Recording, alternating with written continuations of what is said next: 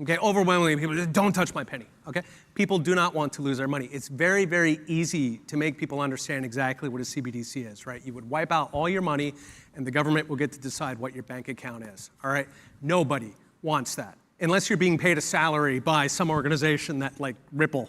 I'm going to get attacked for that. Ripple, by the way, is the main promoter of CBDCs. There, I said it. At any rate, 90% of the population hates these things.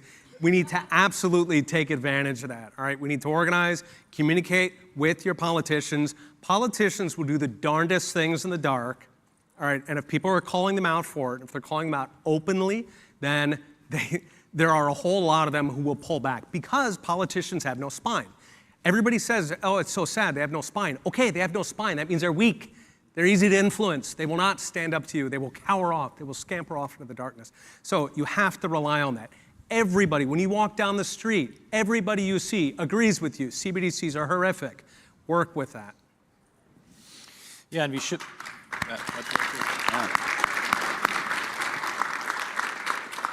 And typically, now, PhD often is not very useful, but I've studied lawmaking during crises. And so you're absolutely right. Robert Hicks was correct. So each time when there's a crisis, politicians generally don't regulate financial markets all that much. But they do once crises happen. But it really shows that during those times, much more laws get enacted in a much quicker time. And they're very lengthy and have a lot of regulation there. And it could be that something horrific happens and people are suffering. And they say, like, we just need to save everyone. But we need to be vigilant about this and really inform ourselves and others.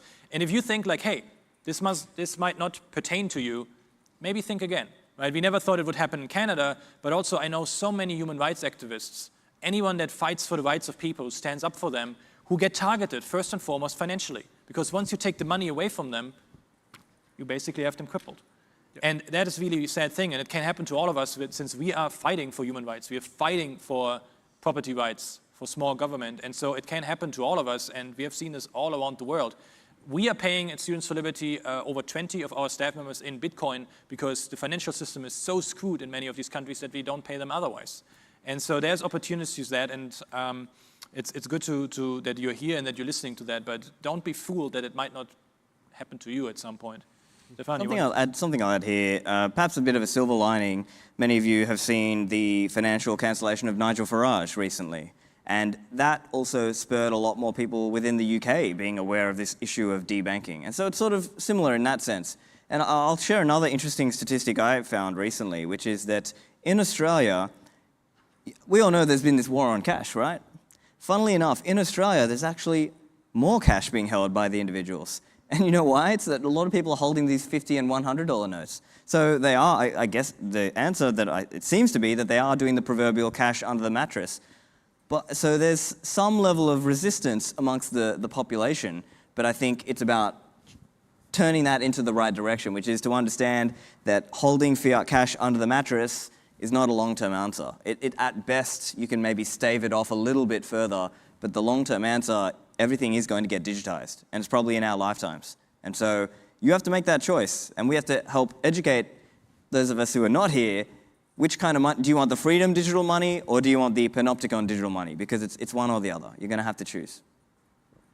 I think it's well said, and to Wolf's point, to think that it's not going to happen to you is just ignorance, right? Open a history book. Like, once these tools come out, what's the old saying? You might not be interested in war, but war is interested in you. Like, it's coming. So you have to resist. And I think educating people that, it's the way you save and spend your money is the most important vote that you cast. So even those people that are stashing cash under the mattress, like, that is an act of resistance, but I don't think it's the right act of resistance, because you're still creating reservation demand for the currency that's being counterfeited to impose the CBDC and all the other tyrannical bullshit. You've got to study the nature of money, study Bitcoin, and learn about exiting the system. When you save in Bitcoin, you're basically undermining a system, all the fiat-funded activities, mainstream media propaganda, the mass murder campaigns we call war, and the implementation of CBDCs. You're undermining their ability to do all of that just by moving your savings out of fiat currency. And so what else can you do beyond that? You can educate people, right? You can create digital content, distribute it on social media, you can write, you can podcast, like the cost of bandwidth is now zero. Your reach can be global for little to no cost. It's important that we leverage these technologies that are available to us to spread the truth and hopefully create an ideological resistance to this machine. So we are soon finishing up here, but it seems like all of you, I might have picked up on that you're a fan of Bitcoin.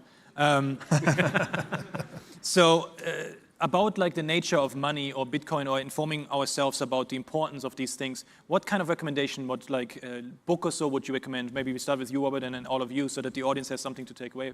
Yeah, I would read Honest Money by Gary North, The Creature from Jekyll Island, and Atlas Shrugged. All right, very good. Peter?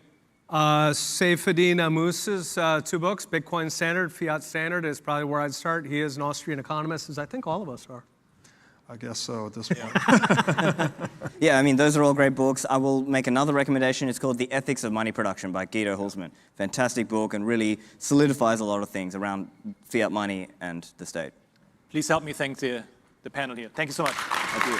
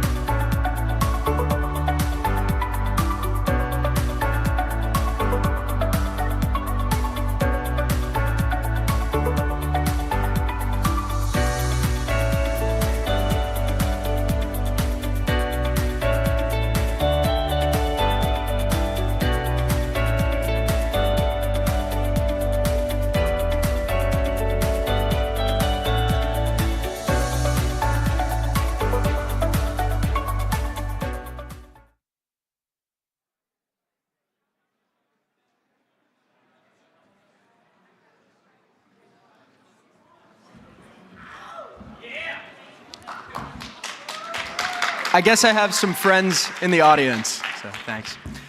Ladies and gentlemen, much ado is made nowadays about income inequality, material disparities, Gini coefficients, and the like.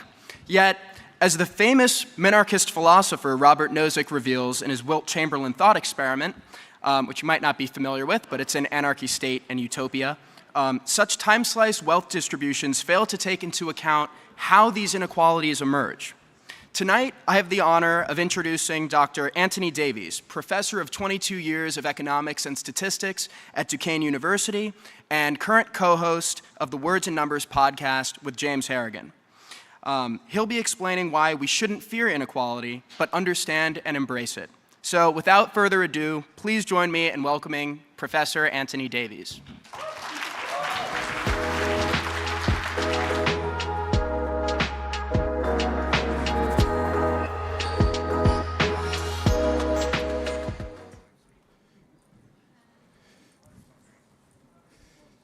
They gave me this device. I can't figure out how to work it.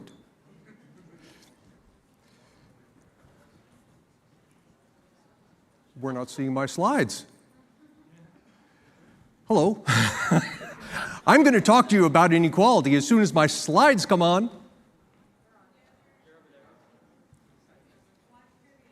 Say again? How to play. That's not me. Nope. No. I'd be happy to talk to you about that, but I don't know anything about it.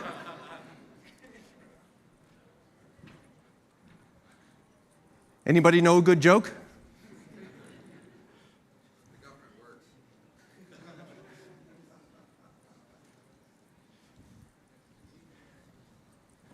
Here we go. Something's happening. See, I can see something down here, but it's still not my slides. We are, as a society, obsessed with this idea of equality. And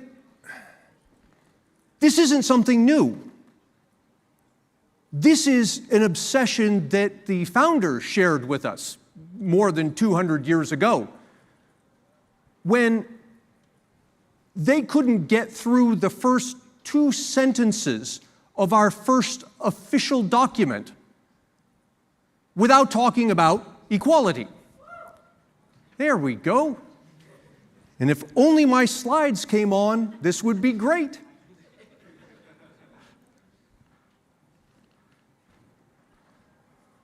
Once more, gentlemen, behind the screen, could I please have my slides? There we go. Well, I see it here. Do you see it? The audience still doesn't see my slides.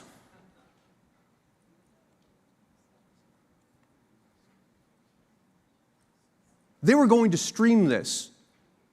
The hotel didn't have the bandwidth.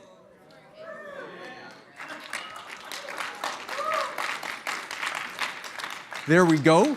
Now, gentlemen backstage, if you could press play, because right now we're in edit mode. There we go. We're not home yet. I have to make sure the remote works. Oh, there we go.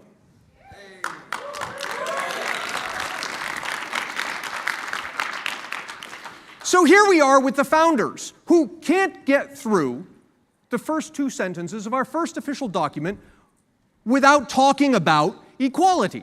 And they say, we hold these truths to be self-evident that all people are created equal. Yeah, except. That can't be right. I mean, look at yourselves. Some of you are smarter than others.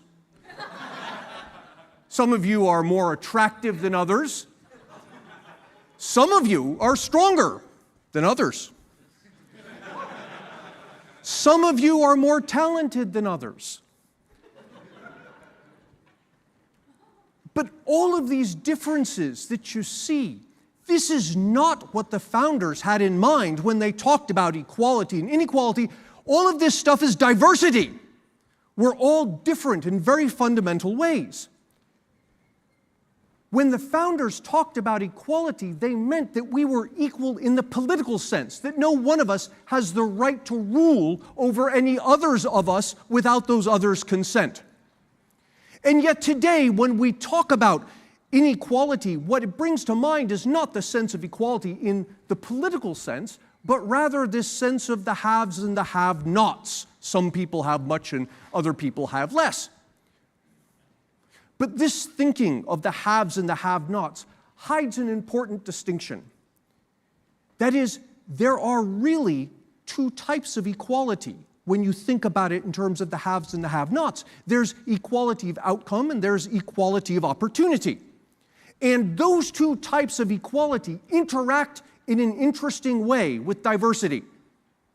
If you have a diverse population and you subject them to equal opportunities, those who are stronger, more attractive, maybe born into better circumstances, they will advance farther, and you will end up with unequal outcomes. Conversely, if you take this diverse population and you subject them to unequal opportunities, then you can achieve equal outcomes. The moral of the story is, you cannot be for or against equality or inequality. You can only be for or against a particular combination of both. If you are for equality of opportunity, then you are by definition also for inequality of outcome. And if you are for equality of outcome, then you are by definition also for inequality of opportunity. If you have a diverse population, those two equalities and inequalities will necessarily go together. Now, you might say, okay, yes, but I see the loophole here. All we have to do is eliminate diversity, make everybody the same. The problem with that is look at what diversity has given us.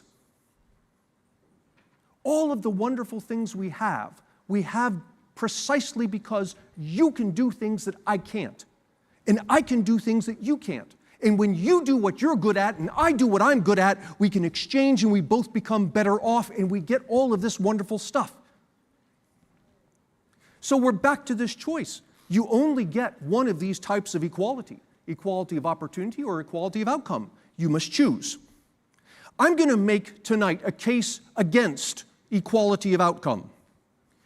And I start with this argument that if we're for equality of outcome, then poverty is the easiest way to attain this.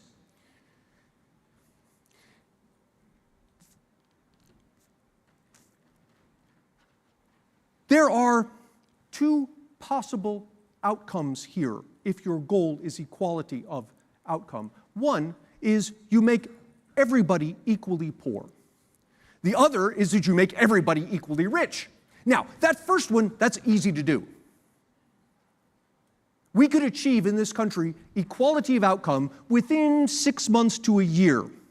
All we have to do is everybody go home, find a couch, sit on it, and do nothing else for the next 12 months. And we will achieve equality of outcome. We will all be equally poor. Because why? Poverty is a default condition. It's what happens when you don't do anything. And so consequently, it's very easy to achieve. To achieve equality of outcome with everyone being rich, that's very hard. And we have centuries of evidence of this. Every single government throughout history that has made a concerted effort to achieve equality of outcome for its people has invariably ended up achieving poverty, because that's the easiest way to get equality of outcome. Another argument against equality outcome equality emphasizes the wrong thing. Now I'm going to talk about profit here, and I want to make a distinction right off. There are two types of profit. There's the involuntary profit on the left, and that's a problem. There's the voluntary profit on my left, on your left. That's not a problem. Where two people come together and they exchange something voluntarily and they earn a profit. That's okay. Now, let's look at this voluntary profit. We've got a guy who has a car and a guy who has some money, and they come together and they want to exchange, and so they do, and they both end up better off. And how do I know this? Because it was a voluntary transaction. If they weren't going to end up better off, they would not have engaged in the transaction. Now, there are some transactions in which we engage in them and we end up worse off, but we learn. You say, oh my God, you wake up the next day and you say, I'm never doing that again, right? And largely speaking, we don't. So there's some trial and error here, but generally speaking, when you have a voluntary exchange, both parties walk away better off than they were before. Now, take this example of this exchange and let's repeat it. And other people come to see this guy and they buy cars from this guy. Now, those of us who are concerned about outcome equality would look at this and they would focus on this one guy with all the dollars. And they would say, there's a problem here because the dollars are all concentrated in the hands of this one guy. And that view completely misses the goods and services. The cars are all distributed amongst many people. This guy, Steve Jobs, dies with $8 billion in the bank.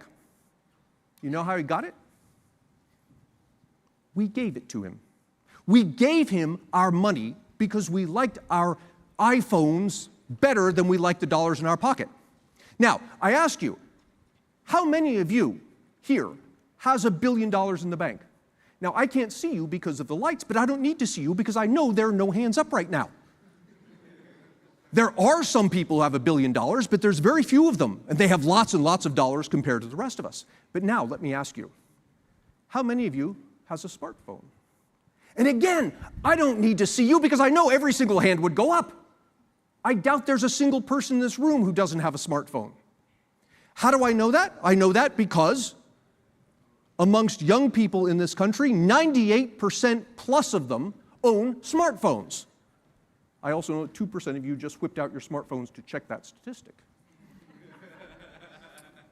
So let's go back and look at this transaction between the guy who sells the car and the guy who buys the car, and there they are, they perform this, and let's repeat this. But this time, as we repeat the transaction, let's buy from a different person.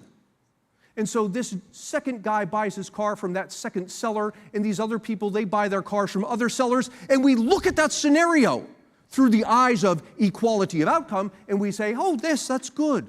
That's lots of equality going there because the dollars are all spread around. Completely missing the fact that it's the same dispersion of goods. It's the goods and services that matter, not the dollars. Dollars are simply a tool we use to convey ownership of goods and services. And so someone who looks at the world through the eyes of equality of outcome would look at these two scenarios and claim that the one on the left is a scenario of inequality, the one on the right is a scenario of equality. But if you ask the people who are sitting in the cars, yeah, they think they're all equal. We've all got smartphones. They all have cars. Focusing on outcome equality demonizes something good.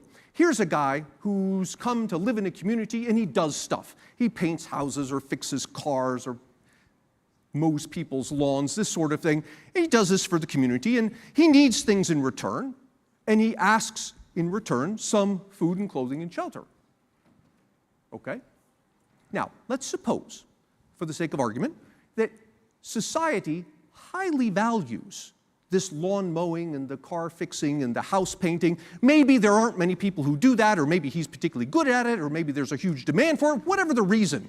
Let's suppose that society highly values that stuff that this guy does.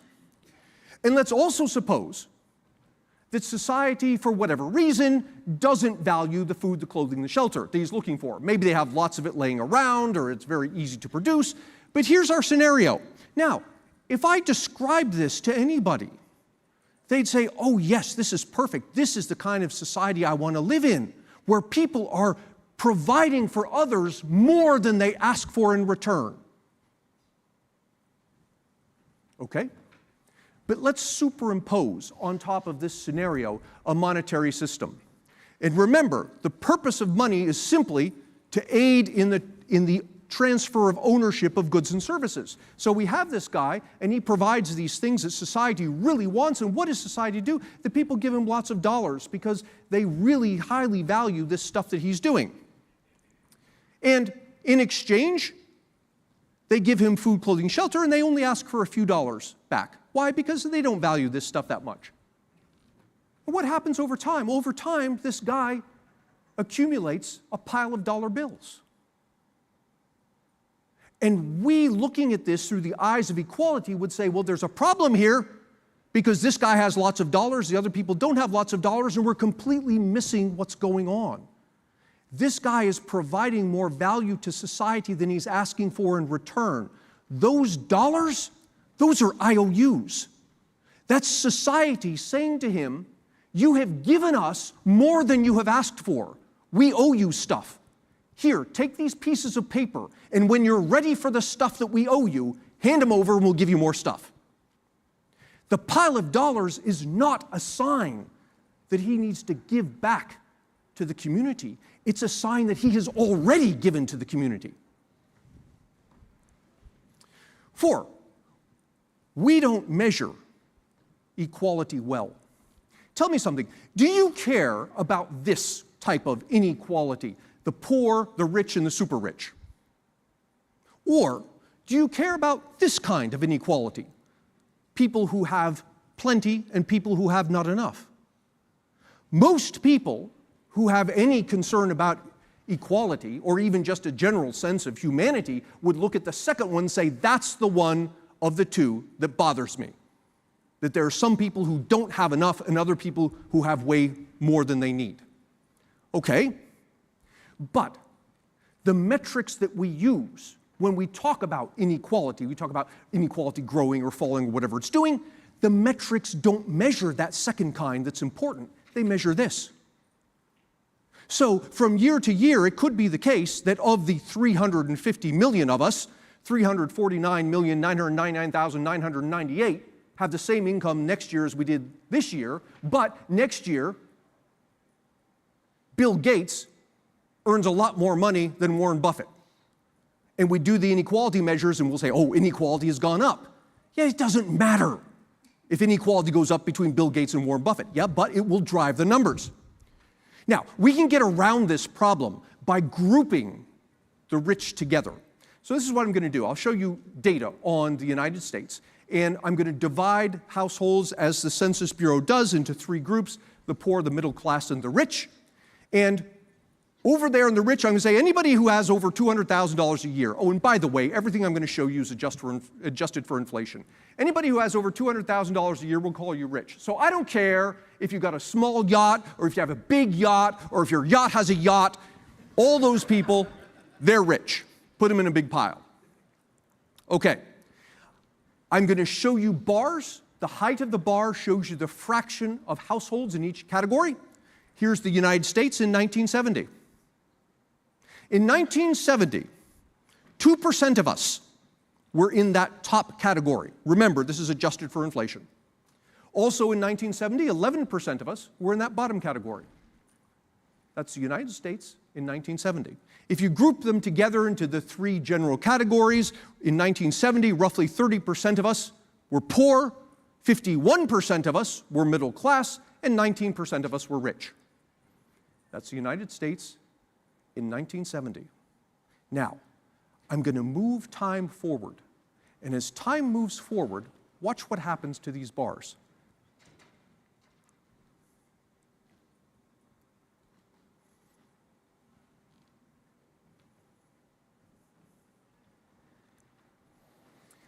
Now, from one year to the next, sometimes they go up, sometimes they go down, but look at the trend. As we go from 1970 to 2022, the last year for which we have data, over 50 years, half a century, what's happened? The middle class has shrunk. And you will hear this. People say, oh my God, the middle class is shrinking in the United States. That's absolutely correct, it is. In 1970, 51% of us are middle class. Today, only 39% are. The unspoken implication is that we become poor. Yeah, except that's not the case. In 1970, 30% of us were poor. Today, only 23% of us are. What happened to all these people? They moved into the rich categories. In 1970, 19% of us were rich. Today, 38% of us are rich. This over the course of 50 years. If that trend continues for just 30 more, 30 years from now, half of us will be rich and only 10% of us will be poor. Is there inequality up there on that high end? Absolutely there is. Compare Jeff Bezos to Bill Gates to Warren Buffett to whoever else you want to name. Yeah, there's inequality up there, but it doesn't matter. What matters is that left-hand section is shrinking, and it's shrinking steadily year after year.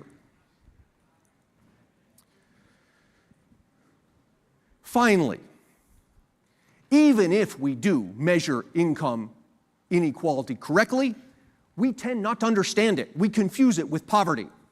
This is the world in 1800, and that bubble, the height, represents a number of people, and its position, left to right, indicates income. So you're looking at the distribution of world income in 1800. And in 1800, oh, and by the way, you see that vertical line there? That's today's official definition of extreme poverty. Again, everything's adjusted for inflation. In 1800, that's how the world divided out. The poor, the middle class, the rich. And look at that. A decent chunk of the rich in 1800 were what today we would call poor.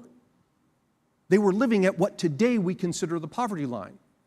That's the world in 1800. Now, I'm going to move time forward and watch what happens to this distribution.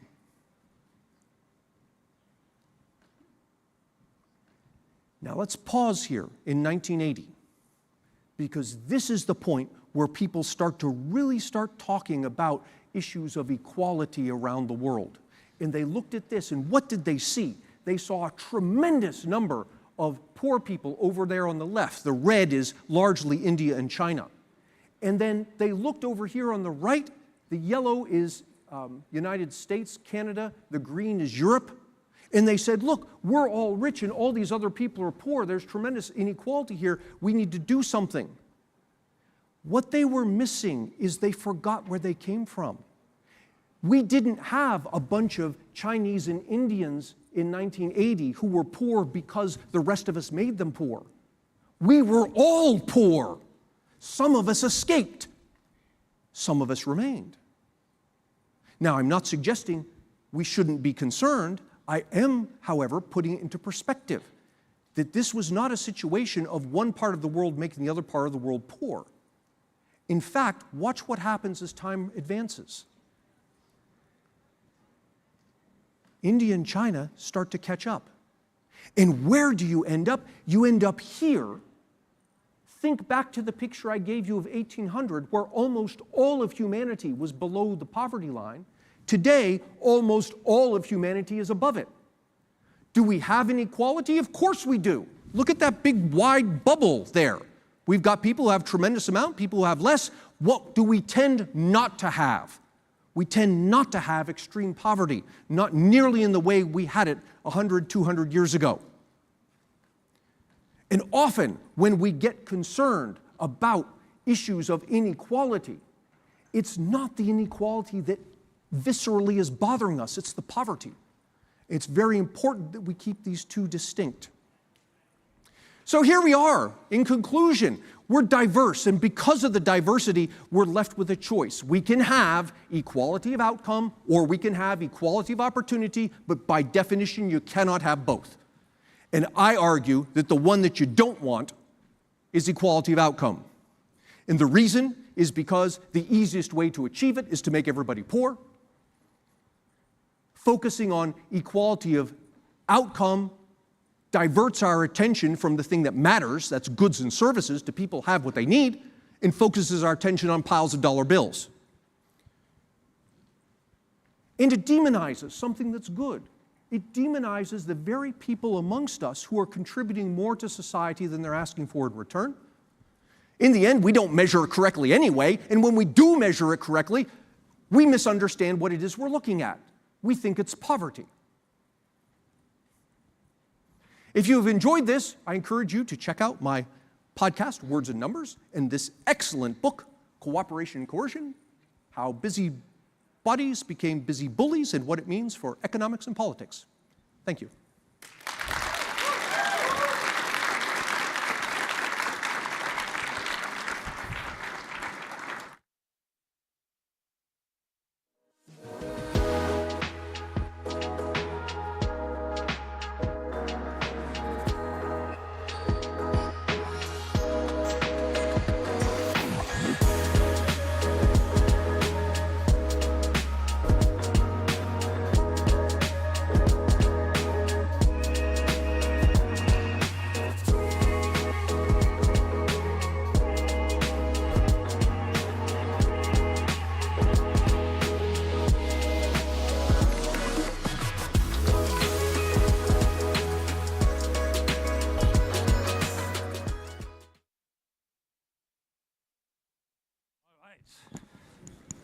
I'm back again. I wish I could do like the Arnie accent, you know? I only have the German one, I don't have the Austrian one. The reason why I'm here is because I want to introduce a special friend of Students for Liberty. He is a distinguished senior fellow at the Cato Institute, and he had over 4 decades as the vice president of public policy, as a president also at Cato. And he wrote the books The Libertarian Mind, A Manifesto for Freedom, and he was also the editor of the Libertarian Reader. I'm talking, of course, about David Bose. And he has written all of these fantastic books, and tens of thousands of people have read them, and thousands of our students have read them, including when I was a student. And so I just want to make sure that David is honored tonight, because he is one of the architects of the classical liberal movement in the United States and really around the world. And he has been such an integral part of our history. We organized this conference for the first time in 2008 when a blizzard was going on in New York, and he was there. Nobody knew what the name Students for Liberty didn't even exist back then. But he said, like, of course, I'm coming to New York and I'm going there. And he has been such a staunch supporter of Students for Liberty. And he also helped us getting some office space at the Cato Institute. He helped us with our speaker documentations and all that kind of different things that we needed in the past. And David really has helped what Students for Liberty is today. And for that, I am the board of Students for Liberty, the staff. Many of us are so tremendously grateful for his support. And David has turned 70 just a few weeks ago, and he will be celebrated also at Cato on Sunday. So with no further ado, ladies and gentlemen, the one and only David Bose.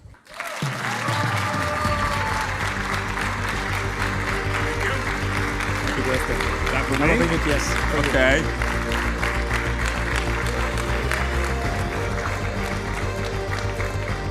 So David, my team brought you coffee and a bunch of other goods from different African countries and different Latin American countries. Ah. I'll leave it up the backstage, but it's all for you. But now, Okay. walk the audience. Thank you. See you. Those lights. Thank you, Wolf. Thank you to Students for Liberty. I'm so glad to be back on a Students for Liberty podium. I was the first outside speaker at a Students for Liberty podium 15 years ago at their organizing conference. Glad to be back here. Too often, libertarians and also conservatives believe that we are actually on the road to serfdom. I want to give you a more optimistic view along with a warning and a challenge. For millennia, I'm going to start with some history. For millennia, with few exceptions, the world was marked by despotism, slavery, hierarchy, rigid class privilege, and literally no increase in the standard of living over hundreds of years.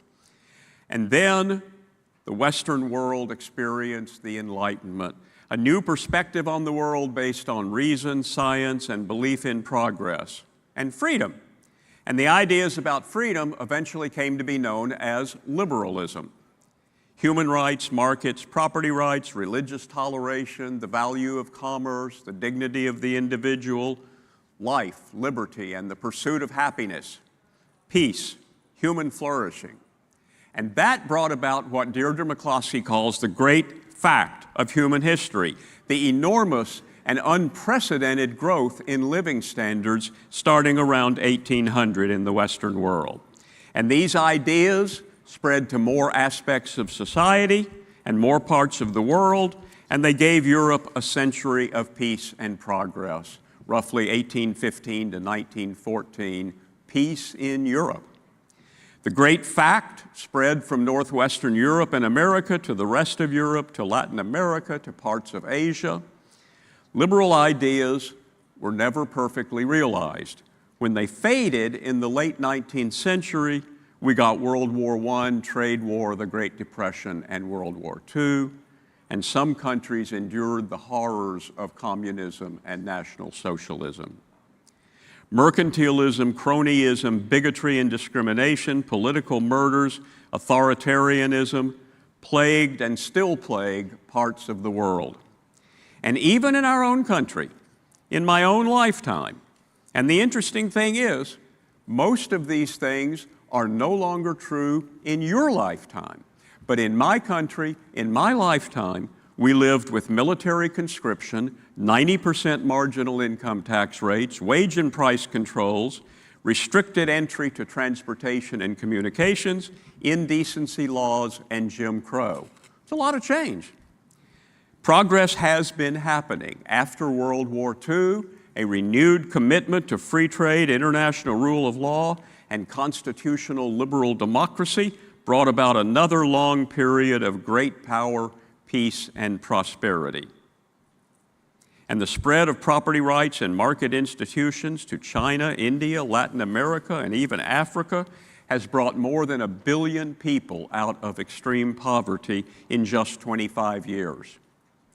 More and more of the world is respecting equal rights for people regardless of color, gender, religion, sexuality, or language. Equal rights based on our common humanity. And it was our liberal ideas that brought that about, and we should take pride in that.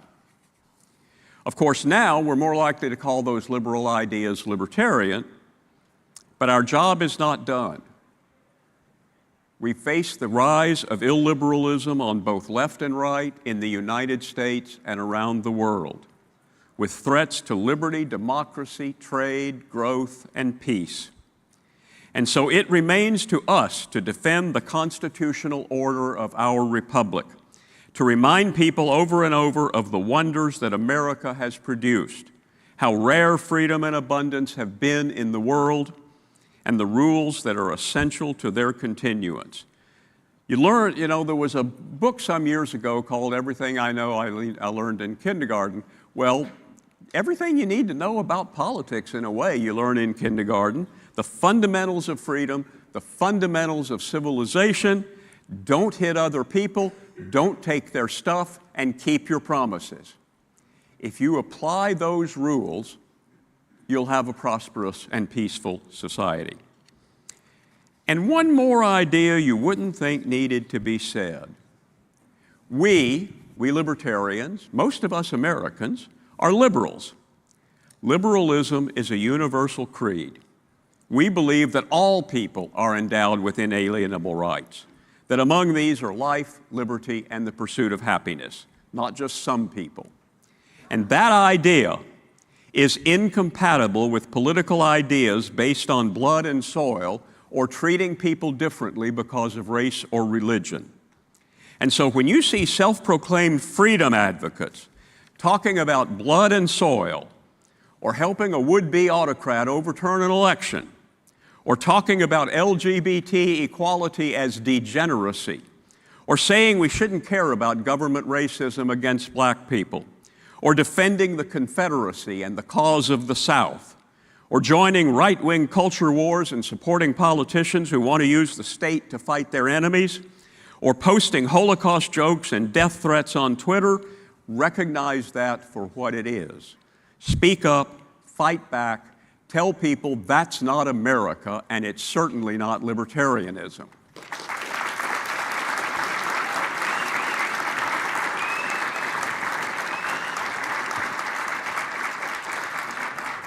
And while it's not actually unlibertarian to be anti-vaccine, it's certainly it's stupid, and I'd rather recruit smart people.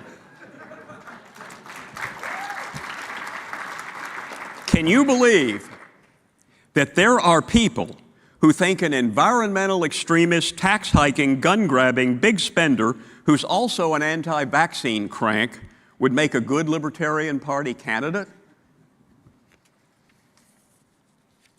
Meanwhile, before I move on, I just want to remind you, taxation is theft.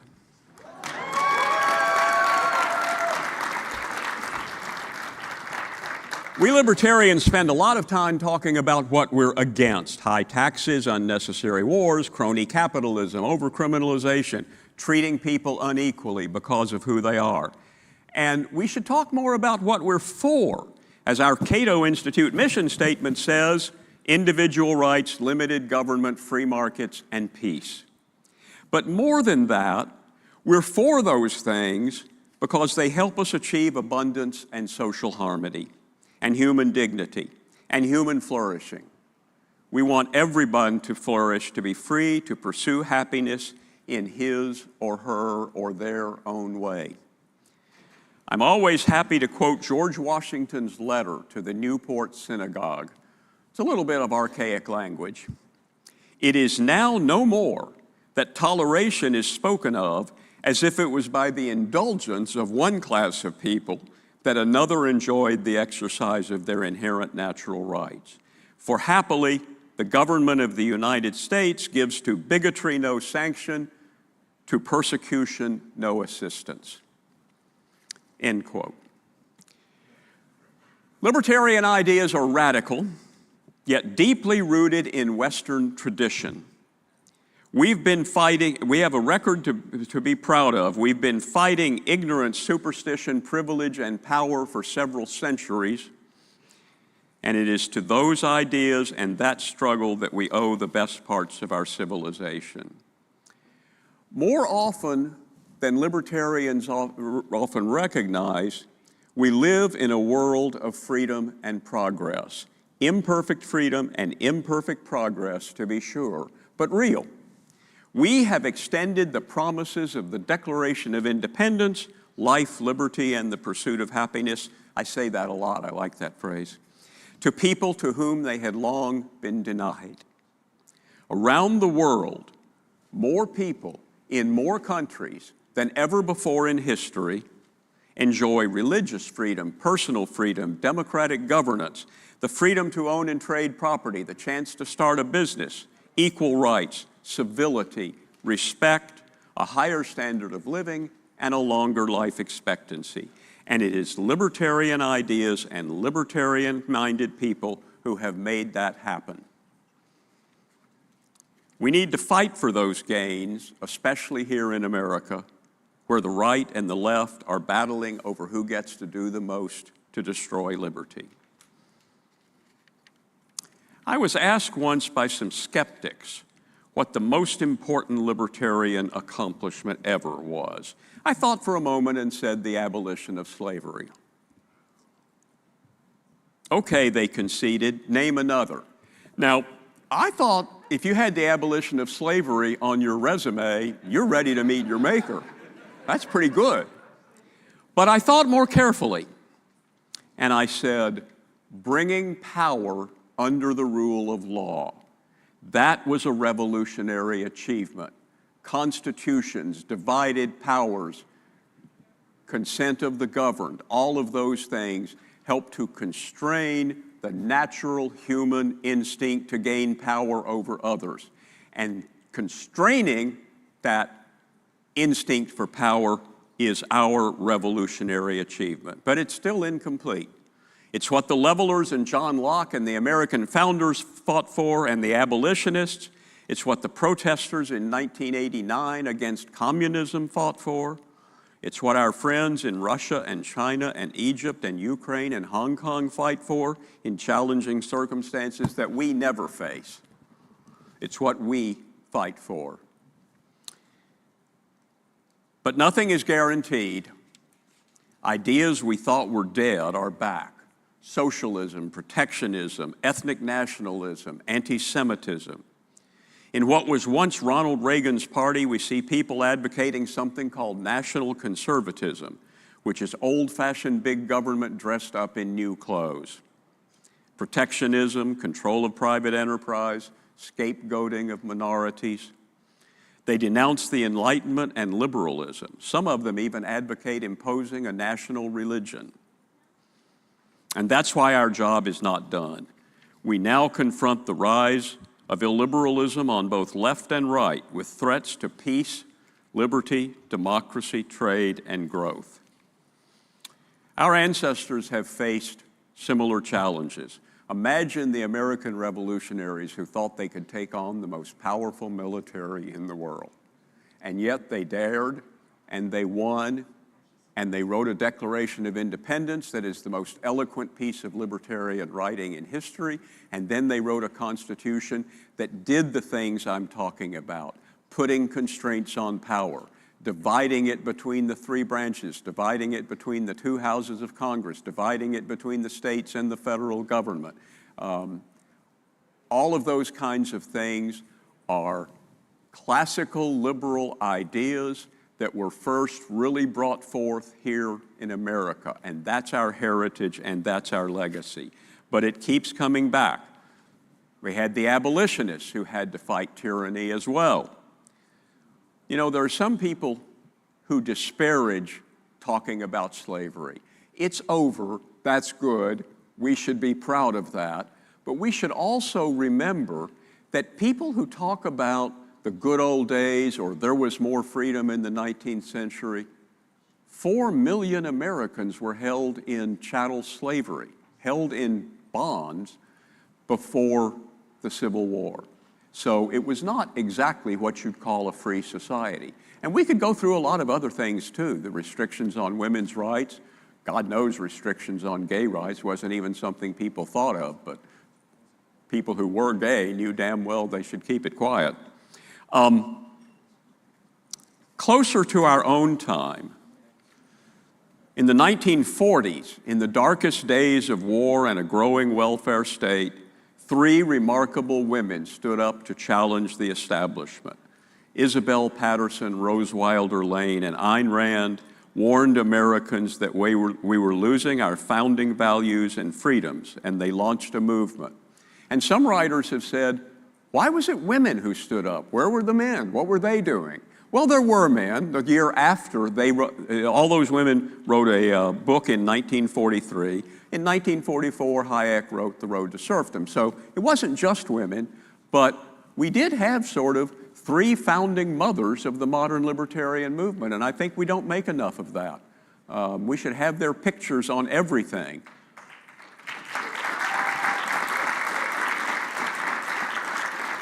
I just read Tim Sandefur's book, Freedom's Furies, about these three women. And one of the things I kept noticing was everything he quotes from Isabel Patterson, it's like things we say today about big government. She anticipated it all, or maybe we got it all from her, even though we don't know it. So that happened in the 1940s, and they started a movement. In the 1970s, in the face of government's three great accomplishments, Vietnam, Watergate, and stagflation, great scholars like Hayek and Friedman criticized the government's economic policies. And along with some younger scholars, some of whom are now older scholars, whose names you've heard, they changed them. And they launched another movement that restored a lot of American economic freedom. Not all of it, and some bad things kept happening, but we did make a lot of progress over the few years after that in repealing a lot of bad economic restrictions. And now it's your turn to pick up the banner of liberty. Don't let it go. Fight illiberalism and authoritarianism wherever you find it. Extend liberty to more parts of the world and more parts of life, and make the 21st century the most liberal century yet. Thank you very much, and good luck.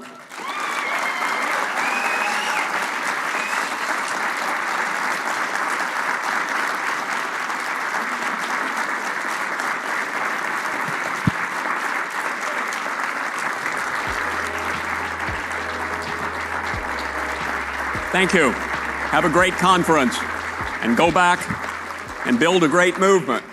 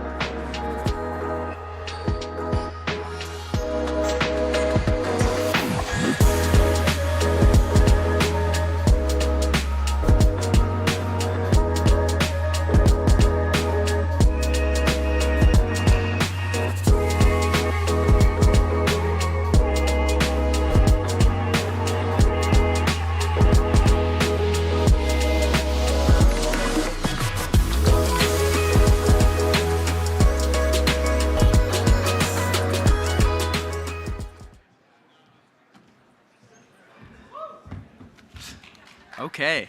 Hi again, ladies and gentlemen. Welcome, and thank you for attending this conversation on national conservatism. NatCons are the tip of the spear of illiberal right-wing movements, and it represents an unholy merger of technocratic economic planning and social interventionism, two things we hate as libertarians. Joining this panel will be Joe Walsh, former congressman from Illinois and current host of the White Flag podcast, Heath Mayo, lawyer and founder of Principles First, Nick Gillespie, editor-at-large of Reason Magazine and host of the Reason Interview, and Aaron Ross Powell, who will be moderating the panel, and he's the host of Reimagining Liberty and Zooming In podcasts. And they'll discuss what we can do as libertarians to handle the awkward and uncomfortable problem of national conservatism. So without further ado, please join me in welcoming the panelists and their moderator.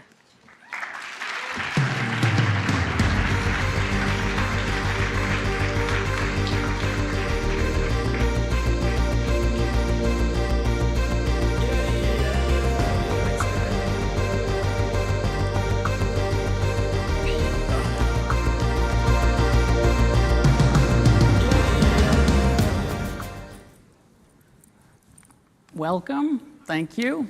I'm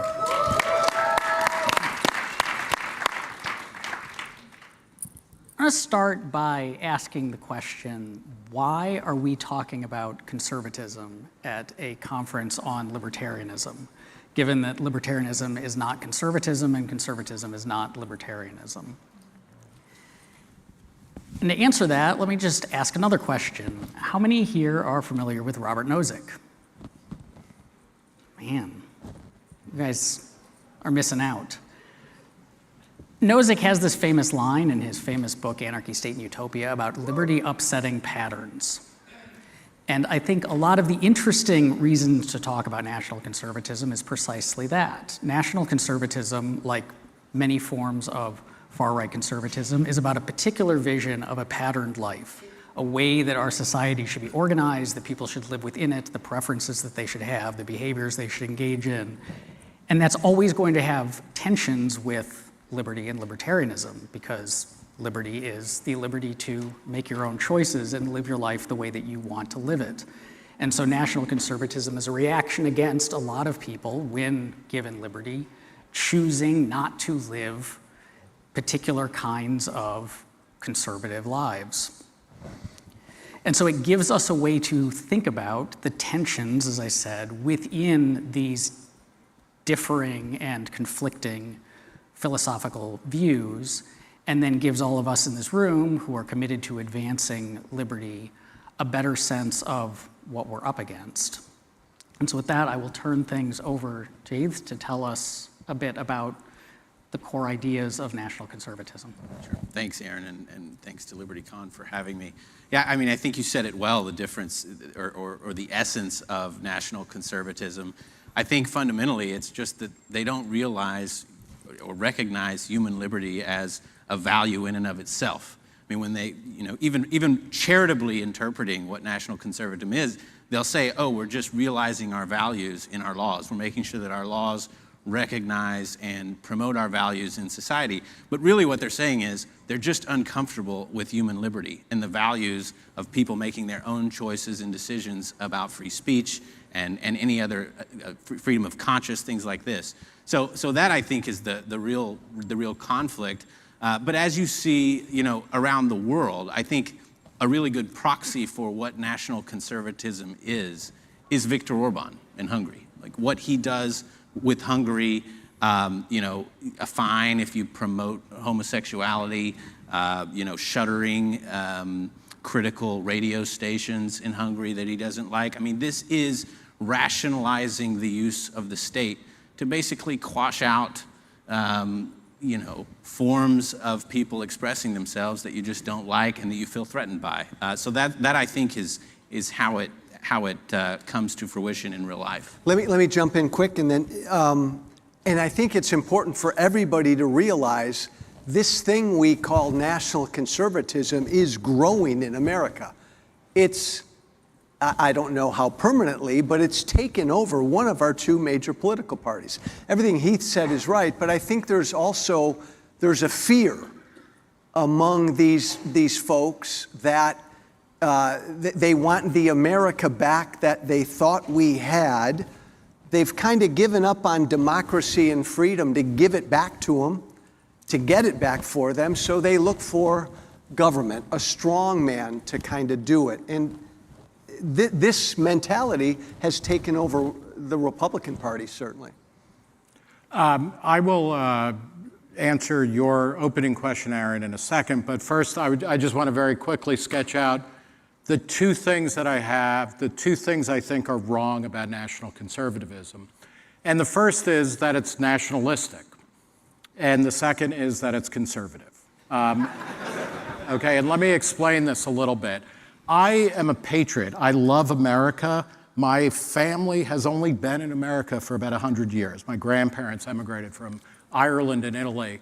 And I won the lottery when they managed to squeak through Ellis Island. And I don't mean to diminish any of the 59 other countries people are attending from, but I love America because it is a country that is not based on territory, it's not based on ethnicity, it's not based on where you come from, it's based on an idea of what David Bose was talking about, aspiring to life, liberty, and the pursuit of happiness, and trying to perfect that vision.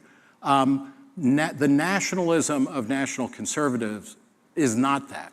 It is, my parents and my grandparents were able to leave a world in which they were told you can only follow one possible vision. There was a master plan, and you were either with the program or you were done. And when you come to America, you have more opportunities to live life as you want to, which is incredible. And you can be a patriot without being a nationalist. And I think this is something that libertarians are good at that we don't talk about enough. You can be a citizen of America, you can be a citizen of the state you're from and the town you're from, and also be a citizen of the world. These things are not mutually exclusive. And actually, I was born in Brooklyn, I was raised in New Jersey, and I love New Jersey. Are there any New Jersey people out here? I will speak slower for you, but so this idea, what national conservatism posits a nationalism, as Joe was talking about, where it's like there is one goal. We have one meta-narrative, one overarching goal that we're trying to get to, and you're either with the program or you're an enemy. That's wrong. That is so anti-American, it's ridiculous, right? The other thing, though, is the problem with national conservatives is that they are conservatives. And this is from a libertarian point of view. I didn't come to libertarianism from the right or the left. I grew up reading Reason magazine, and then the laissez-faire books catalog. I got Cato papers and all of the other stuff. But conservatives stand athwart history yelling, stop. That's how National Review opened in its first issue in 1955. That is the vision of conservatives. They do not want the future to happen. They are mad and angry that the past ended. And then, again, as Joe was kind of talking about, well, we need to, it's a libertarian conference. Keep going. No, but it's, and then when you're trying to recapture the past, you're trying not to recapture the past, you're trying to recapture a nostalgic, idealized vision of a particular past that most of the time did not ever exist in the way that you're trying to recapture that. And that's what national conservatives are trying to do. And that is why they are anathema to libertarianism. Yeah. The more important question, and I also throw in, read Friedrich Hayek's Why I'm Not a Conservative. He talked about how in the 19th century, liberals, which are a pretty good proxy for libertarians, laissez-faire people giving individuals more and more choice in more and more parts of their life than ever were known before, including in markets, including in marriage and society, including in freedom of movement and all of that. They were part of modernity, and so were socialists. And they have visions for the future. Conservatives are a figurative anchor, trying to keep things the way they were. That is why libertarians and conservatives really are like oil and water, I think, and particularly national conservatives, because they're very willing to use the coercive power of the state in order to try to create their particular vision. So those are my beefs with national conservatism. The more important question at a libertarian conference is, first off, is national conservatism growing among young people? And if so, why is that? And this will be, my first stake at an answer here, which is that national conservatism, like certain forms of leftism and other forms of conservatism, they offer you a certitude and an actual program. This is the goal that we are going for, and we are focused on this, and you are with us, or you're against us. But it takes away all of the doubt and all of the planning and state. You don't have to come up with an answer. Liberalism, best understood in libertarianism, offers an open-ended future. And we need to, so we can't say, you know what, the future is going to be great because it's going to look like this. The future is going to be great because it's going to look like 1955 in Detroit. We don't say that, nor should we. And we need to do a better job of articulating what does freedom bring, how does it work, why it is scary, because you don't know if it's going to work. Creative destruction is a beautiful thing, and it also discombobulates virtually everybody. We need to get people to be resilient, to have a deep appetite for creative destruction, to know The world that you live in at any moment in time might be gone in 5 years. And if we're free, if we're a free people, it will be a better world. But that's scary. We need to give more examples. We need to live the lives that we want to live, build the companies, the communities, the religions, the traditions that we want, and bring people with us. So that's... It's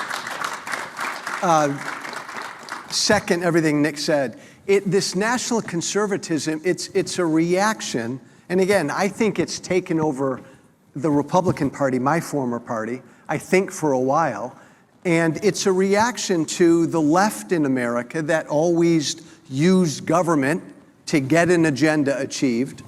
The right in America, which generally thought of ourselves as more limited government, more freedom-based. Once they've assumed power, they've given up on those ideas to try to get, again, their agenda enacted, because the left has always been using big government. So now this is the right saying, damn it, we're going to use big government for what we want. To Nick's point, we don't have, of those two parties, we have neither one of our parties in this country stands for anything remotely close to freedom. Go ahead, Heath. Yeah, I mean, I guess I'm a little bit more optimistic than Nick about the common cause between libertarians and conservatives understood in a way that's slightly different from the way that Nick has framed it, which I agree, by the way. I do think national conservatism, the conservative part of national conservatism, is very much geared towards conserving some long-lost period in American life. I think there's another version of conservatism that is more compatible with libertarian values and liberal values, and that is conservatism that conserves the classically liberal foundation of the country, the rights-based individual freedoms in the Bill of Rights, in the rule of law, property rights. Those things are all part, I think, of a conservative agenda, because conservatives, at least from my perspective, it's easier to tear things down than it is to build things up. So to conserve the institutions that have protected our rights, that have protected, property, the rule of law, kept us from harming each other with our court systems. Those things are good. Separation of powers, they limit government, they increase human freedom. And if you're conserving those things, I think we do have common cause in this room and between those two movements. And the last thing I'll say, because there is this problem politically of the popular nature and the growing popularity of national conservatism, we got to figure it out. We got to figure out an answer quick, because like Joe said, liberty is not on the ballot in November. It's not going to be on the ballot. And I think it's actually an optimistic time to be a young person who is a liberty-minded person, because our political lanes are just in a state of complete chaos and flux. And people keep talking about redefinition, and I think we're still kind of stuck in this rut with the two parties. But I think there's going to come a point in the not too distant future where everything is up for grabs.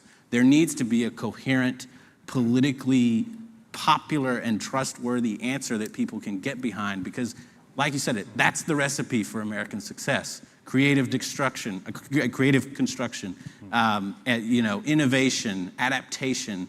We can't just wall ourselves off and protect ourselves from competitive forces in the world. We have to compete. We have to get out there and innovate and invent. The thing that I like about conservatism, or that I find value in, is an interest in the past, and learning from the past and knowing the past, including things like knowing why do we have separation of powers, what is the history of the United States, both in its own terms and in terms of world history, what is the alternative that it offered to a world. I think that's all really important, but too often conservatives are stuck in the past. They are Faulkner heroes who can't get over, the Civil War or something like that. And I want to say, if conservatives, in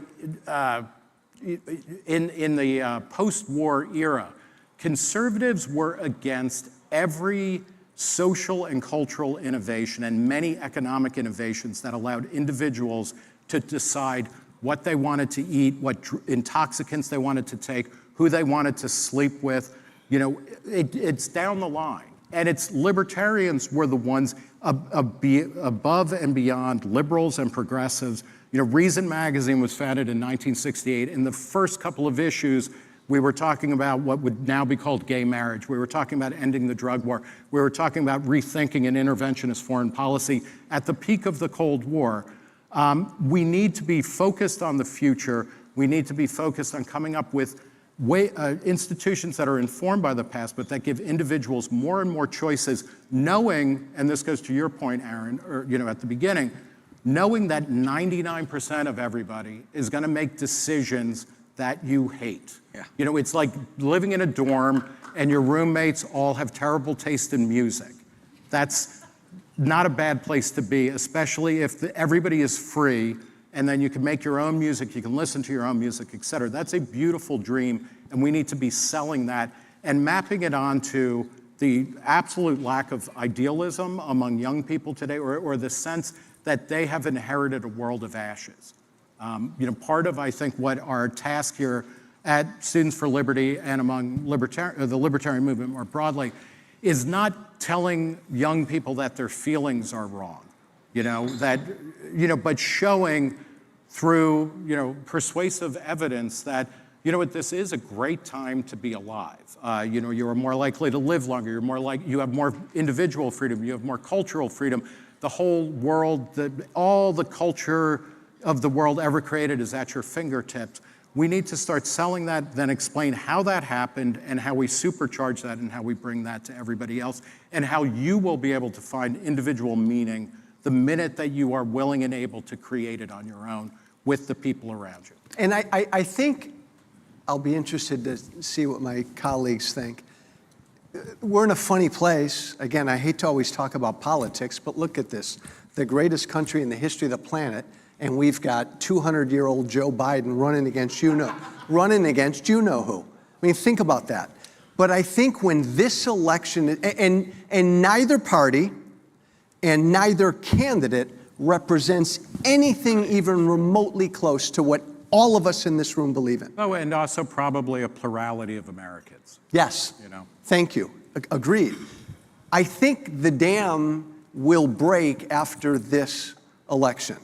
And I think, and I want to believe, there's going to be a real market movement and a real kind of uprising and a real political realignment in this country. Because Nick's right, most Americans are not right now where what these two parties are articulating. I think one thing that might be helpful in clarifying this is potentially distinguishing conservatism from the right. That we tend to use those two words as synonyms, but I don't think that they are, because one of the things about Trumpism, and then one of the things about, if you listen to the National Conservatives, they have incredibly radical ideas. They want to institute a trad Catholic theocracy, tear down our institutions. So that doesn't in sound the name of conservative. Tradition, they would blowtorch everything Yes. here and demolish. I mean, there are French revolutionaries talking about what I want to really do is bring back the medieval church. And by the way, don't laugh. Well, laugh. Go ahead and laugh.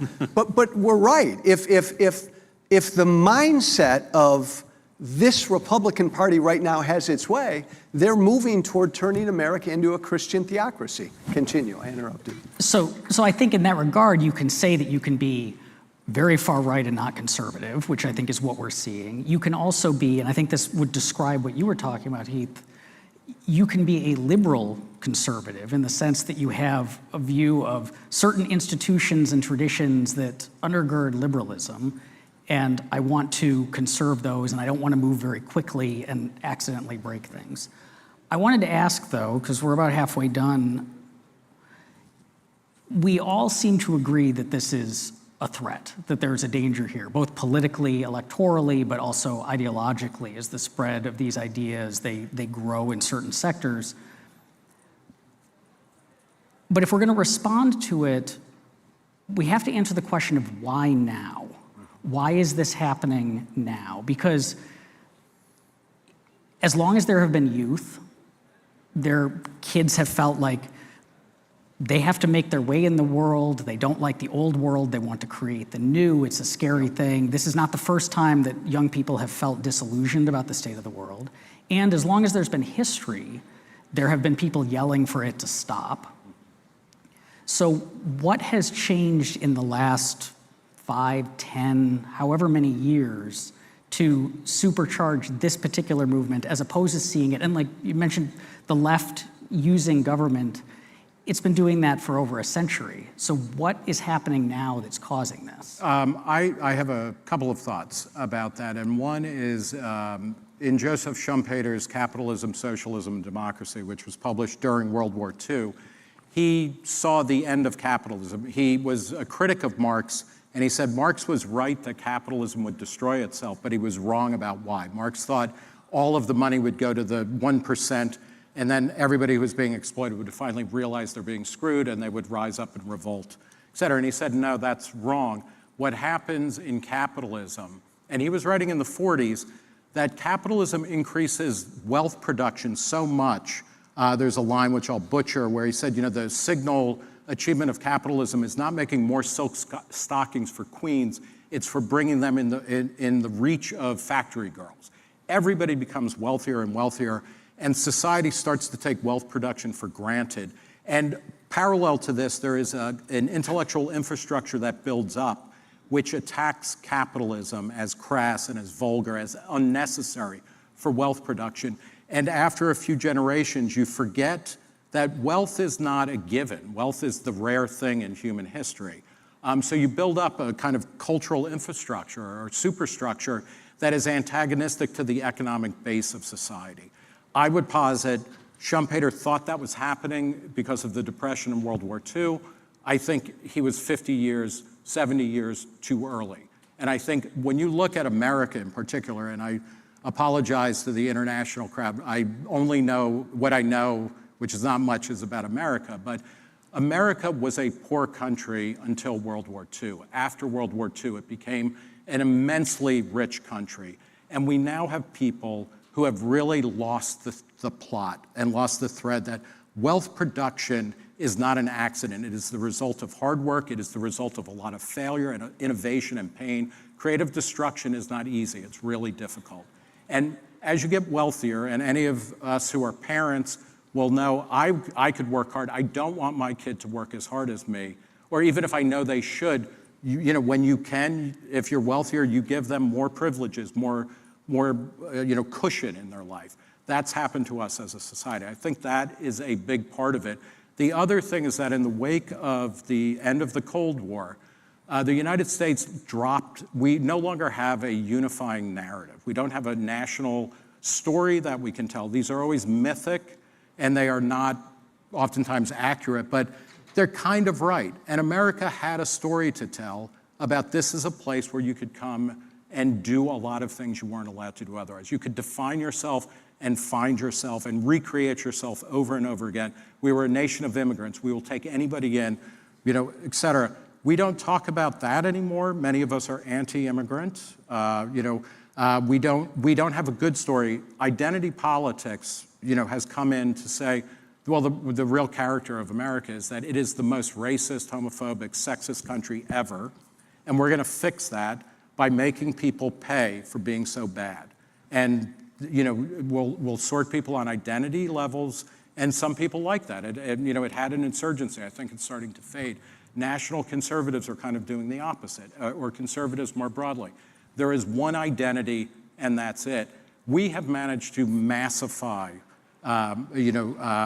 existential angst.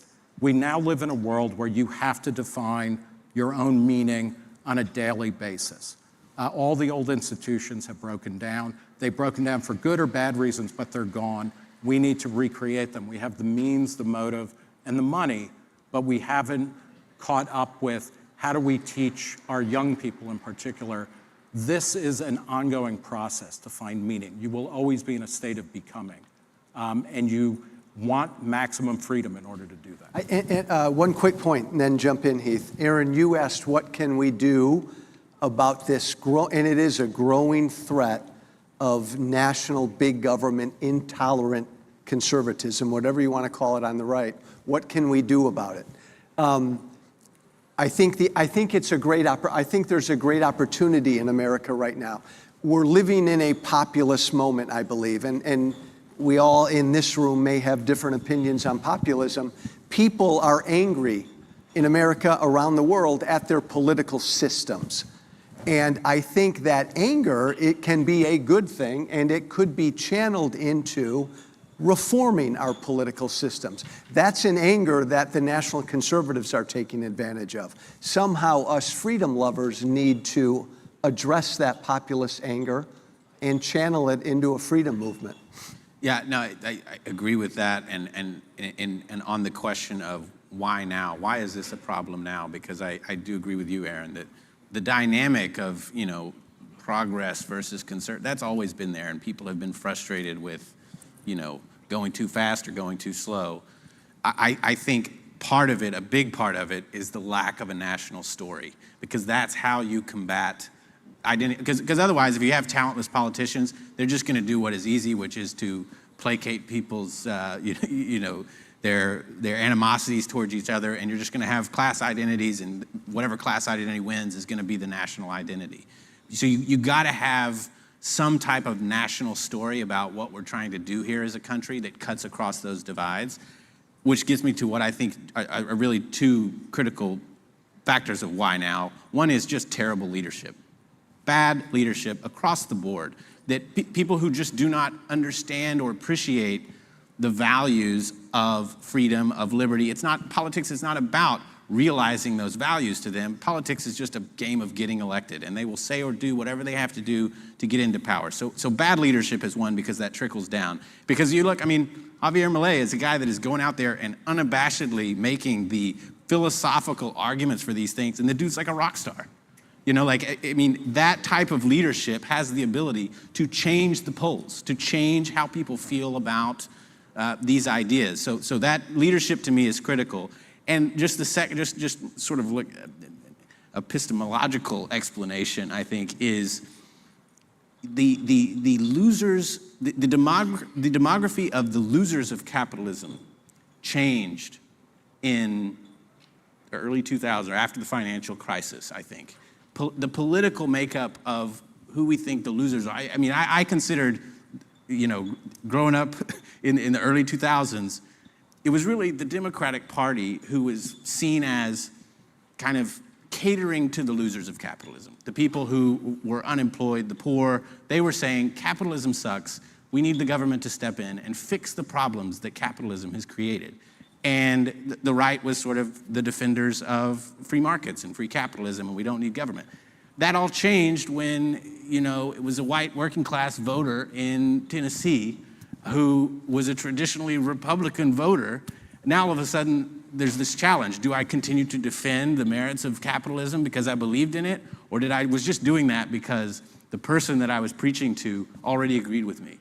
So that, I think, is an interesting, it's an interesting dynamic, and it shows the fact that the leaders who are always saying these things didn't actually believe in the principle of it.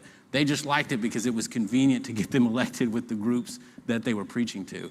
So that, I think, is a problem. I think you need principled leaders who actually believe in these things and understand them, because that's the only real way you communicate inspiration, and then you actually lift people's eyes up to what we can be as a country. And understand how bad it's gotten in America right now.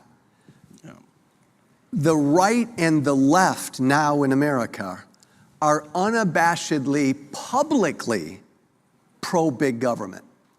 At least back in the day, the right kind of was quiet about it. Now they're both out there saying, damn it, we're going to use government to do this. It's a scary place. If I may, you're right. The good news on that is that, at least in the United States, party affiliation, self-identified party affiliation, is at historic lows among the Republicans and the Democrats. People are not buying that anymore. And Aaron, in the 21st century alone, we've had multiple shocks to our system. We had the 2000 election, which really came down to a coin flip, and that was nerve-wracking to people. 9/11.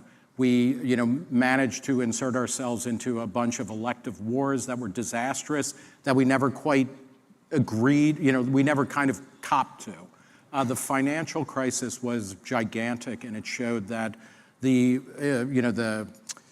financial system doesn't exist as an artifact of the people who are a part of it. It exists to serve wealthy, well-connected people. The Trump election, he won fair and square, but what that revealed among the losers of that, like Hillary Clinton and the Democratic Party, they couldn't take the loss. They had to create vast conspiracy theories about Russian collusion that call into question everything about America. Trump had his own version of that a little bit later. And then COVID was such a catastrophic failure in most ways of government response. If you are not disillusioned in 2024, you are a moron, right, by the power structure. Well, So Joe, to your He's point, right, like Nick's we right. have to acknowledge the anger. People are right to be angry. They've been lied Yeah, to. absolutely. And it is inescapable now. And then the question is, how do you turn that to a libertarian Bingo. end or to a libertarian worldview? Bingo. And that, I think, is where you can't stay in anger. You have to shift it to passion, and you have to start world building. This is one of the things that the United States is great for, and increasingly other countries, places like Brazil, places like Argentina, throughout Africa, where things like startup cities or charter cities are being tried, where people are saying, I want to start building the world I want to live in, and I'm not going to wait for the UN to help me. I'm not going to wait for NATO. I'm not going to wait for the World Bank or the IMF or the Republicans or Democrats. I'm just going to start doing it. Part of what libertarians need to do is be part and parcel of all of that and then publicize it. None of these things, many of these things, most of these things will fail. But every time people try to come up with a new way of living, a new way of thinking, a new way of engaging, of producing culture, of consuming culture, we should be there to talk about why that's good, even if it fails, as long as it's voluntary, and as long as it respects equal individual rights and is predicated upon the future rather than trying to preserve the past. And I think you're right that a lot of this hooks on to meaning and sources of meaning and a felt loss of meaning. And so on the one hand, yes, we need to show how liberalism, because ultimately what this is about, they are profoundly illiberal and we want to defend liberalism. And so part of that is, here's how you find meaning in a liberal society and how you can be content with your sources of meaning even if other people have different ones. Liberalism is the ultimate choose your own adventure, program. It really is, and we need to, really underscore that. You are going to be choosing your, and even people, there's a move towards traditional religion and things like that. People who are Catholic today are not Catholic the way they were in 1924 or even 1964. It's always changing. Change is the only constant. We can be smart about that, and we can be open-ended about it, and we can be pluralistic and tolerant. The idea is, I am not threatened if you are religious. I may learn a lot from it. You may learn a lot from me if I'm secular. Multiply that throughout all kinds of living arrangements and things like that. But that is the core of libertarianism and of liberalism. It is that you get to choose more and more aspects of your life. That is an awesome responsibility. It's an exciting adventure. And we need to kind of promote how fun, exciting, a little bit terrifying that is. Agreed. And my final 30 seconds would be, the country right now is paralyzed, and we will be paralyzed by this Biden-Trump thing. And screw it, it is what it is, it's got to happen. I think there's going to be just an overwhelming kind of revolutionary period after this election. And I think it will be liberalism rising up in a lot of different forms to take on the illiberalism that we see on both wings right now. But it won't happen till after this election. Oh! Nothing to add to that on that note. No. Okay, well, with that, thank you all. We solved it.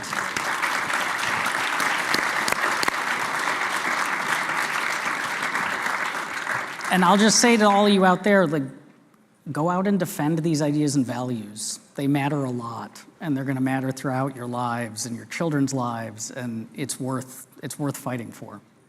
Yes, absolutely. Thank you. And you're young. I'm old. You're young. Thank you, everybody.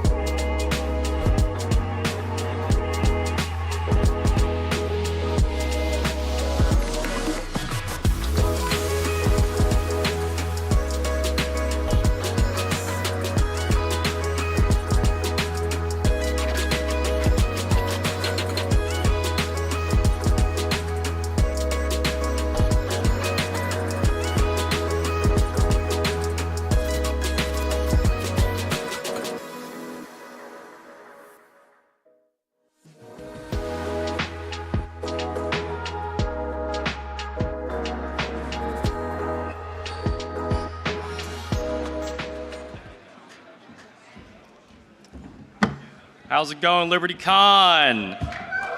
Yeah, I got one more fantastic speaker for you all before you guys can go and have the amazing drinks provided by our gracious sponsor, Americans for Prosperity. So don't want to keep you guys too long, but I will say we have an amazing speaker coming up. She is actually one of my top intellectual influences, and I know that's not a lot coming from a 25-year-old law student, but that's just my opinion. Deirdre McCloskey is the Distinguished Scholar and the Isaiah Berlin Chair of Liberal Studies at the Cato Institute and the author of 24 books and over 400 academic and popular articles. Her work specializes in the case for optimism in liberal societies, and indeed it's the pessimists who say that we need government intervention to solve society from the ills from disease, impending doom, war, social decay, etc., etc. Deirdre McCloskey wrote in 2014, quote, "For reasons I have never understood, people like to hear about the world going to hell and become huffy and scornful when the idiotic optimist intrudes on their pleasure," end quote.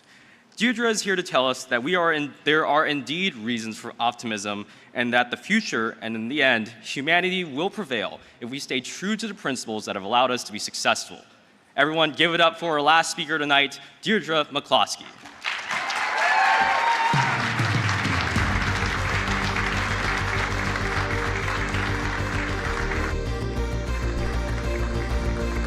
Well, thank you all for coming and staying. I'm completely blinded by these lights, but I love you all. I love Students for Liberty. Now, I don't love it collectively because I don't like that word very much. I don't believe in the general will. This is Rousseau's evil notion that your individual choices and your peculiarities and your desires and whom you love and so on can all be made consistent with the state's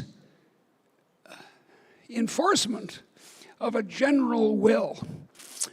And this idea has haunted us since the 18th century. It's the spring of European socialism and fascism, both, and this idea that the collective is superior to you. And it ain't. It's not. When I was your age, I was a Marxist. I was a socialist. I'm very old. I'm 81 years old, so, there you are. And if you do the math, you'll see that it was in the 1960s that I was your age. And to be progressive, to be wanting to help the poor, wanting to change the world in a way that was desirable, like freeing black people and colonial people and so on from oppression. It seemed very simple. You became a Marxist. You became a student of historical materialism. I didn't ever join the party, but that was the idea. And it took me a long time to get over that. It's in fact a quite common 20th century biography for people to start on the left and end up, well, sometimes on the right. But I don't think that what we do here is on the right. I don't think we're right-wing. I don't think we're conservative. I have friends who are conservative. I have friends still on the left. But we're liberals. We float above, we have a sort of a treehouse over the left-right spectrum. I think there are basically two ways that people become libertarians or liberals. Either they read Marx when they're 18, or they read Ayn Rand when they're 18. And I didn't read Ayn Rand. I went the Marx way. But I don't think 18 years old is a good time to choose your lifetime anything. your lifetime partner, your lifetime occupation, your lifetime politics, honestly. In my own case, it's not even a good time to choose your lifetime gender. I waited until I was 53 and had been married for 30 years. But we liberals, this position that both routes come to,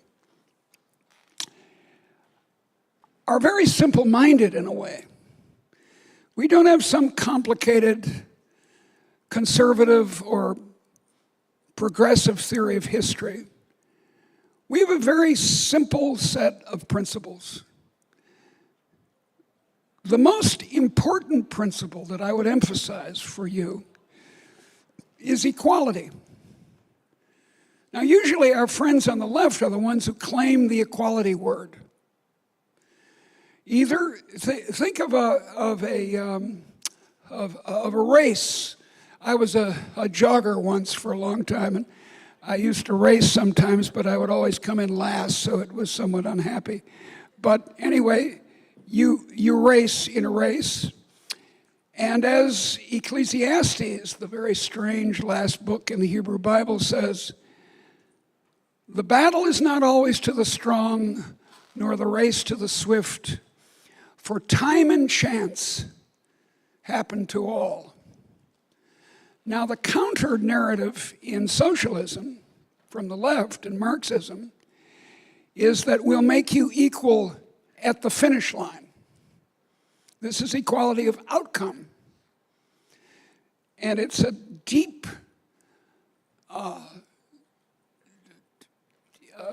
and attractive prospect. We all come from families.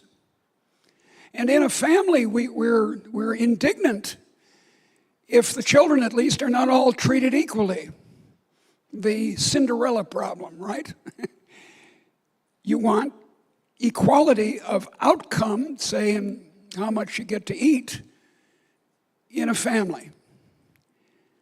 And we say, well, let's make the society like a family and have equality at the finish line.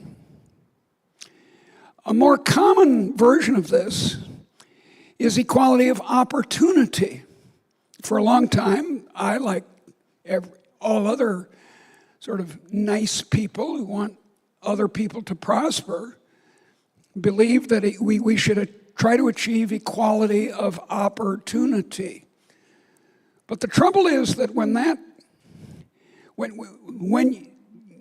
if you give that 2 minutes of serious thought, it took me four decades to actually do the 2 minutes, but if you give it 2 minutes of serious thought, you see that equality of opportunity is unattainable. Now, we know what's wrong with economics of equality of outcome. It results in everyone starving. If you don't use incentives in the economy to get people to offer, to make exchanges with each other, because you're all going to have the same income at the end. So if you're a brain surgeon or a street sweeper, you get the same income. That's not going to work well. And then you think, well, no, equality of opportunity will get people all at the same starting point. But apply the 2 minutes of thought. And you notice that some people are smarter than I am. A considerable percentage of this audience is. Some percentage of the women here are more beautiful than I am. Well, not too many, I admit. No one here is older than I am. I was born in the United States. Someone else is born in South Sudan. I chose my parents very carefully. I deserve tremendous credit, I think, don't you? That I should get higher income than most of you because I chose a father who was a Harvard professor and a mother who was an opera singer. Now you can see that that's much better than your parents. So I should earn more than you do. But the point of the joke is that you can't achieve equality of opportunity. There's no amount of monetary compensation that can make it equal starting line for someone born in South Sudan and someone born in Chicago. It's impractical. You can't do it. Now look, I'm not against financing, having you and me taxed to pay for poor people to go to elementary school. I'm willing to do that, and I'm willing to make some gestures in this way of equal opportunity, certainly equal opportunity between men and women, but again, that too can't be achieved, as my student Claudia Golden, who just got the Nobel Prize in economics, says, entirely, because we're different. And that, dears, as you know, and many of your colleagues don't know, is a good thing. When people talk about diversity, they sometimes mean only black, white, or something simple like that. But actually, diversity really is a good thing.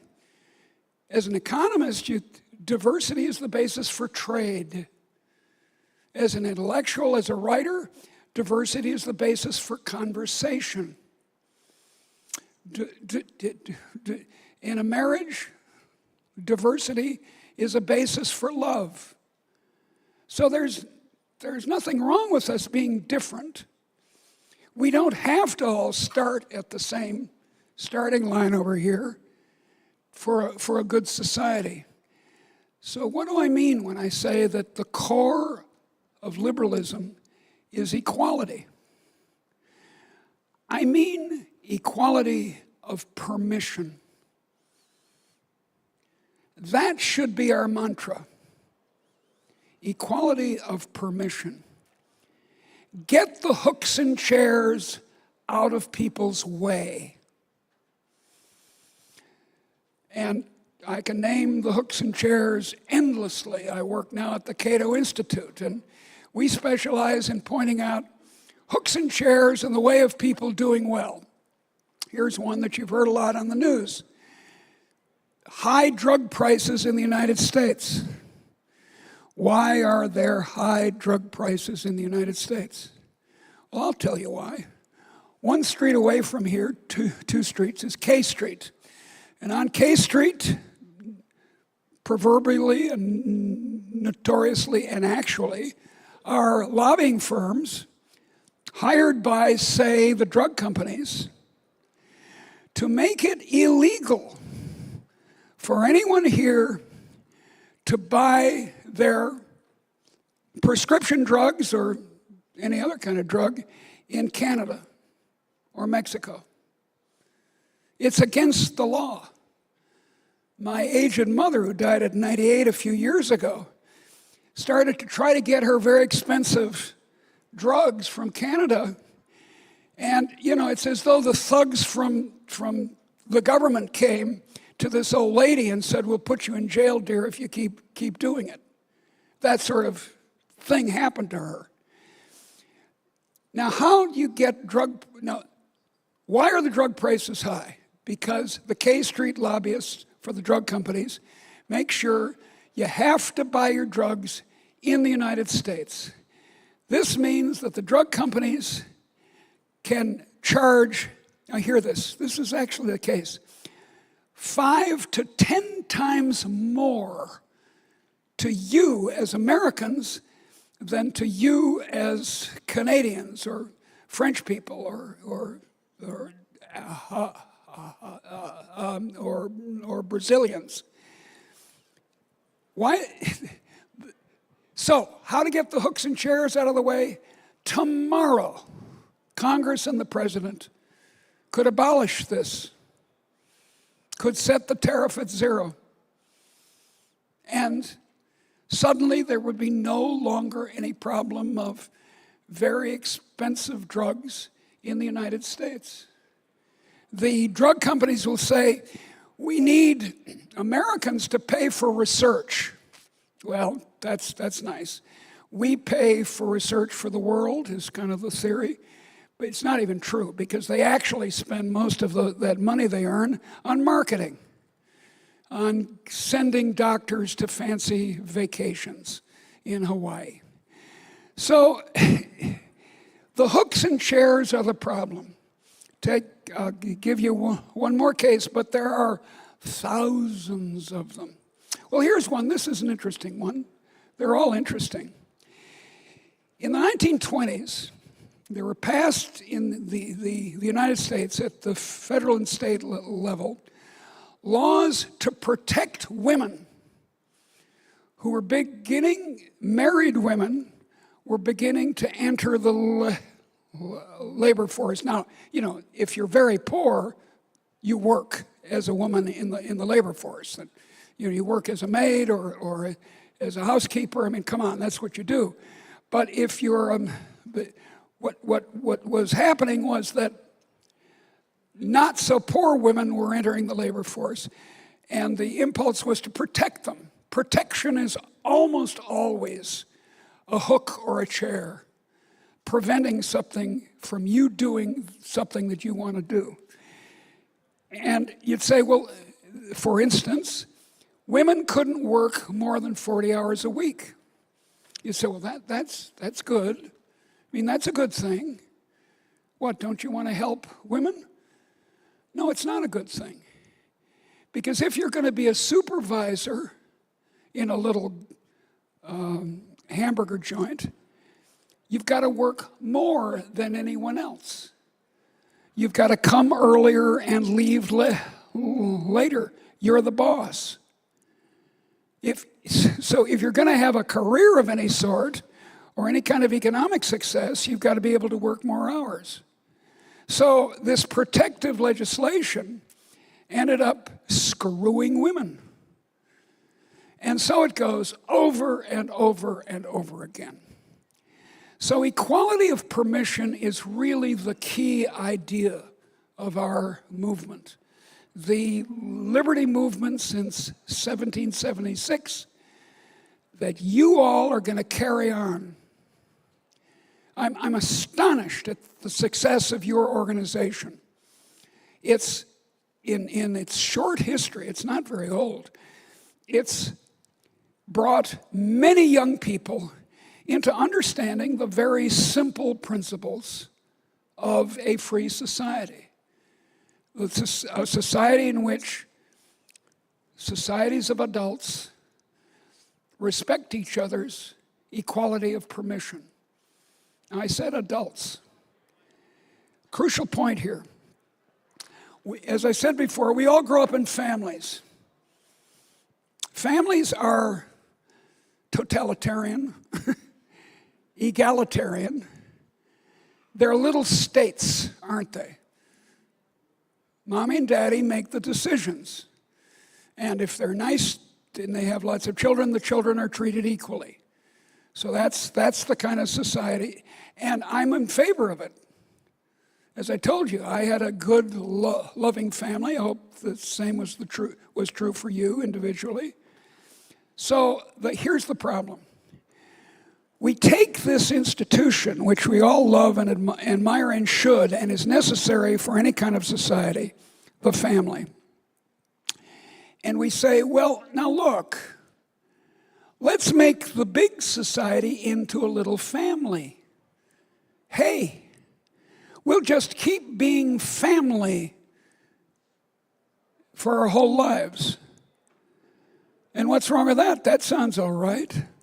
Sounds like a great thing. No, it's not. Because that means you're a child all your life. Or you might be one of the few who's chosen to be the daddy or the mommy, bossing the children around all your life. The analogy with the family is the basis, for example, of nationalism. We were talking at dinner, group of liberals, and we were confessing what our deepest illiberal sin was. The position that we had, which was not consistent with a free society, and I admitted that people of my age, it's often nationalism, being proud of being an American, as though it wasn't a good thing to be anything else. And that's terrible, but that's how we were educated. And the problem is that nationalism is the idea we're going to make this family with der Führer, il Duce, the symbolic daddy at the head. And that's the formula for fascism. It's also the formula for central planning socialism. It's also it's a rampant metaphor. But look, the kind of society you and I want is a society in which we all grow up. We're in families, that's good, we got to have those, that's wonderful. And then we leave the families and start our own little families. And in the meantime, at your age especially, we have equal friends. We have egalitarianism among friends. And then we grow to adulthood. We start taking responsibilities. This sounds like an old person's rant. Take responsibility, you young people. Come on, shape up. No, that's not quite what I mean. It just means you want to be an adult. Every young person wants to be what she can be. And what you can be as an adult should be your choice, not the choice of the state or your parents or anyone else. So that's the point. Liberalism, then, is adultism. That's what it should be called. Because all the other political philosophies, the nice ones like being a sweet left-wing, leftish, not too far, Democrat, the nasty ones like being a Trumpian, the really nasty ones like being an out-and-out fascist, the equally nasty ones of being a convinced Marxist. All those treat people as children. One more word here. I've told you about equality of permission. I've told you about the family metaphor. I've told you about adultism. One more word is, I've forgotten it. Let's see, I have forgotten it actually. Let's see. Well, look, what happens when you apply equality of permission and you become adults is that everyone respects everyone, peace breaks out. You know, a lot of modern politics, especially these days, is based on hatred. I suppose I could use, here's the final word. The word is love. Our political philosophy is the philosophy of love, not hate. I just finished a book on theology and economics. I'm a Christian, I'm an Episcopalian, and most of my libertarian friends are appalled by this. They're all atheists, but that's okay. I still love them. But the point is that Christianity and liberalism can go together. Because the basic idea in Christianity, which was so shocking to the pagan world, is to focus on love. Loving even your enemies. Even that cousin of yours like mine who's a Trumpian. So in short, we've got the best set of cards We've got the best arguments. We've got the best emotions. We should succeed in this. It's happened before. The world became more liberal after the invention of liberalism in the 1700s. It can happen again. You do it, kids. Thank you.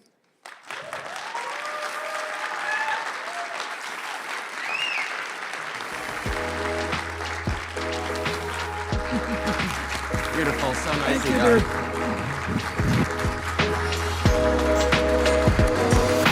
Wow.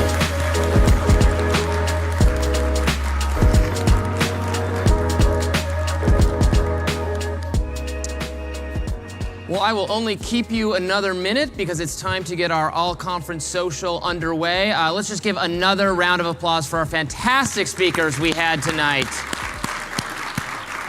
Of course, we're going to be continuing with more fantastic speakers tomorrow. Spike Cohen, Joe Jorgensen, Brian Kaplan. There will be main stage speakers here. There will be breakout sessions, including one by some of my colleagues at Reason. Stephanie Slade, my colleague there, is going to be talking about the politics of Game of Thrones. You won't want to miss that. And Jaden, the 12-year-old hero who wore a "Don't Tread on Me" pin on his backpack to school, and they tried to suspend him, and he fought them and won. He's going to be here tomorrow, 9 a.m. You can meet him. Yeah, round of applause for this kid. I already got my selfie with him. Awesome kid. So we'll start here 9:30 tomorrow. Right now, there's going to be an all-conference social just outside. Drink, make merry, and talk about the ideas of liberty. Thank you.